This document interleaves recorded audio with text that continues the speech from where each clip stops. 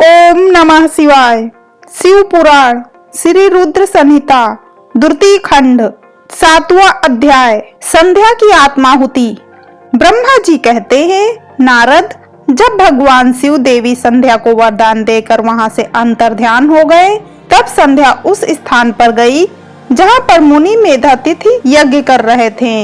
उन्होंने अपने हृदय में तेजस्वी ब्रह्मचारी वशिष्ठ जी का स्मरण किया तथा उन्हीं को पति रूप में पाने की इच्छा लेकर संध्या महायज्ञ की प्रज्वलित अग्नि में कूद गई। अग्नि में उसका शरीर जलकर सूर्य मंडल में प्रवेश कर गया। तब सूर्य ने पितरों और देवताओं की तृप्ति के लिए उसे 2 भागों में बांटकर रथ में स्थापित कर दिया। उसके शरीर का ऊपरी भाग प्रातः संध्या हुआ और शेष भाग सायं संध्या हुआ।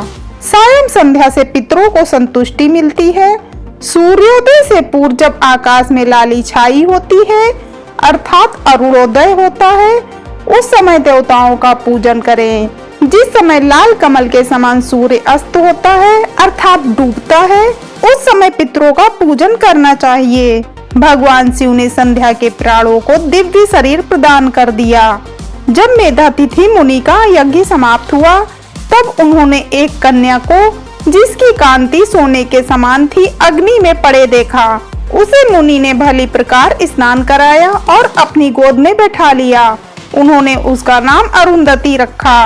यज्ञ के निर्विघ्न समाप्त होने और पुत्र प्राप्त होने के कारण मेधातिथि मुनि बहुत प्रसन्न थे। उन्होंने अरुंधति का पालन आश्रम में ही किया।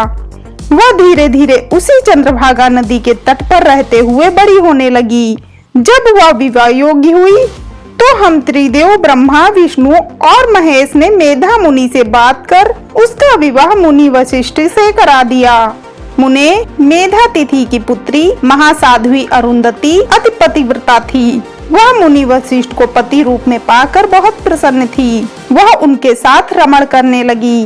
उससे शक्ति आदि शुभ एवं श्रेष्ठ पुत्र उत्पन्न हुए। हे नारद, इस प्रकार मैंने तुम्हें परम पवित्र देवी संध्या का चरित्र सुनाया है। यह समस्त अभीष्ट फलों को देने वाला है। यह परम पावन और दिव्य है। जो स्त्री पुरुष इस शुभ व्रत का पालन करते हैं, उनकी सभी कामनाएं पूरी होती हैं।